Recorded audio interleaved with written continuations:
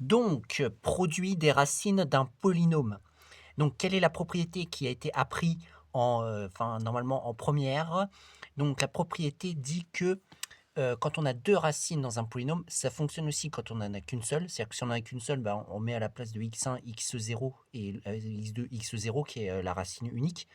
Mais bon, c'est pas trop utile. Donc, parce que ça permet quand on a une racine de trouver l'autre.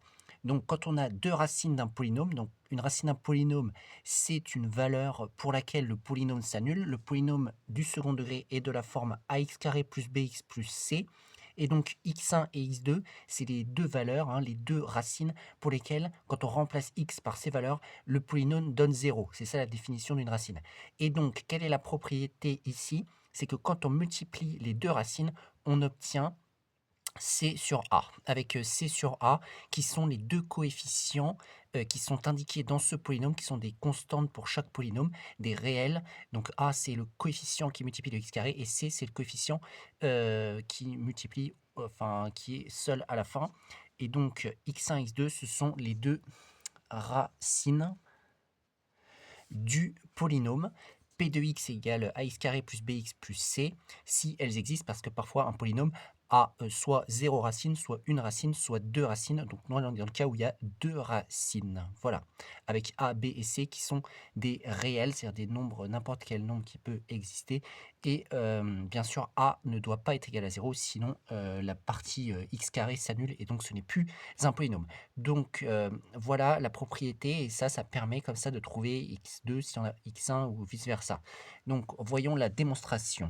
Donc il a été appris que x1 était égal à moins b plus racine de delta sur 2a, et que x2 est égal à moins b moins racine de delta sur 2a, ou l'inverse, ce n'est pas très grave, avec delta qui est le discriminant, donc qui a été également vu, qui est une valeur que l'on calcule,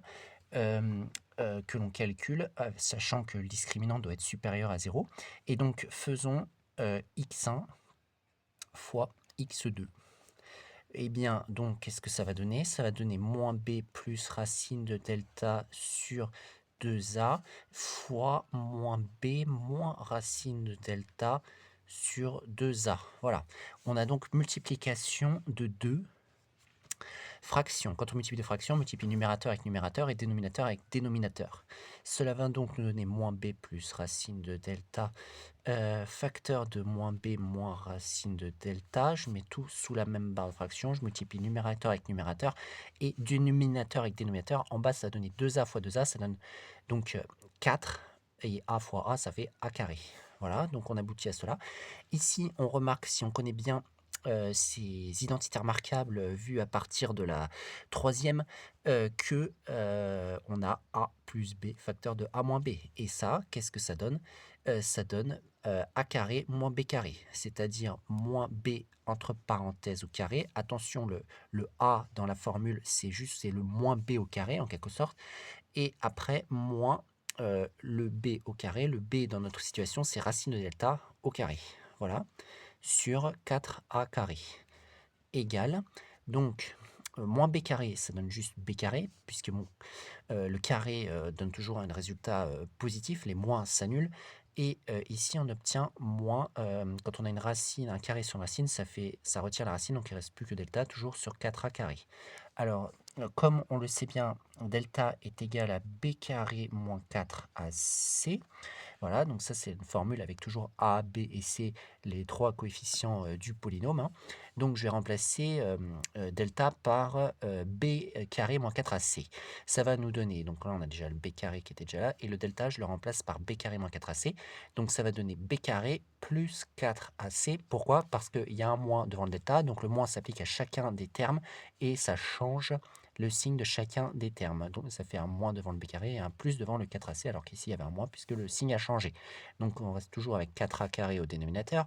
Et là, qu'est-ce qu'on remarque? Les b carrés s'enlèvent. Donc il n'y a plus de b carré, et on se retrouve avec juste 4ac sur 4a carré.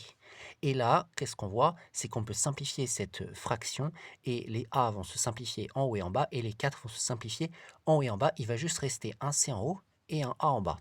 Et voilà, on a vu que x1 fois x2 était égal à c sur a. Et voilà.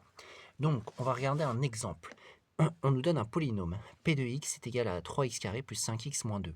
Alors là, on identifie que c'est bien un polynôme du second degré avec a est égal à 3, b est égal à 5 et c est égal à moins 2. Attention de ne pas oublier le signe qui est devant.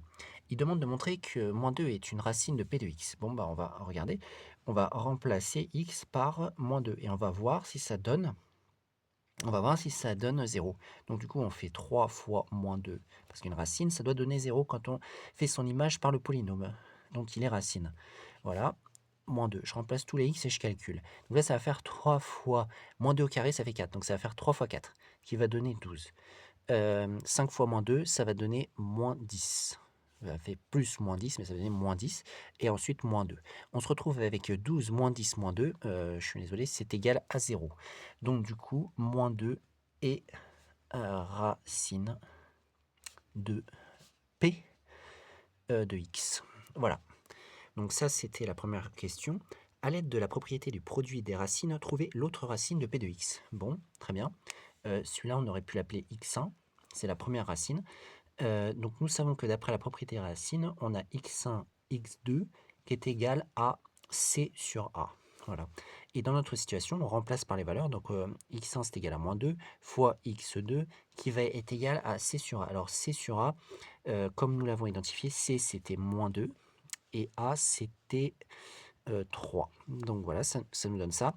Et ensuite, on isole x2. Ça va donner x2 est égal à moins 2 sur 3, le tout sur moins 2. Bon, la part de fraction principale est ici, elle devrait être au niveau du signe égal normalement, égale moins 2 sur 3 fois moins 1 sur 2, puisque diviser c'est multiplier par l'inverse. Et ici, on a les moins qui vont s'enlever, et les 2 également qui se simplifient en haut et en bas, il ne reste plus que 1 tiers. Ça veut dire que x2 est égal à 1 tiers. Nous avons trouvé la deuxième racine qui est 1 tiers pour ce polynôme. Donc en fait, les deux racines, la première c'est moins 2, la deuxième c'est 1 tiers.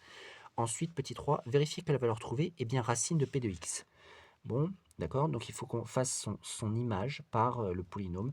Voilà, je fais son image comme ça. Et je vais voir si ça donne bien 0. Et si ça donne bien 0, ça confirmera que c'est bien une racine. Donc je remplace encore dans le polynôme x par 1 tiers. Donc ça fait 1 tiers ici au carré. Donc là, c'est un peu compliqué puisque on va faire avec un petit peu de fraction, donc c'est un peu difficile à calculer peut-être. Ça va faire 3 fois 1 neuvième ici, puisque 1 tiers fois 1 tiers, ça fait 1 neuvième, plus 5 tiers, moins 2. Ça va donner, alors 3 fois 1 neuvième, on peut simplifier en haut et en bas par 3, ça va donner juste 1 tiers, plus 5 tiers, moins, et là je vais mettre le 2 sous forme d'une fraction avec 3 au dénominateur, ça va donner 6 tiers. Voilà, et tout ça, ça donne 0. Pourquoi? Parce que 1 tiers plus 5 tiers, ça fait 6 tiers. 6 tiers moins 6 tiers, ça fait 0. Donc P de 1 tiers est bien égal à 0. Donc 1 tiers est bien racine de P de x. Et voilà. Donc voilà pour cet exemple. Et voilà que l'explication du produit de racine d'un polynôme.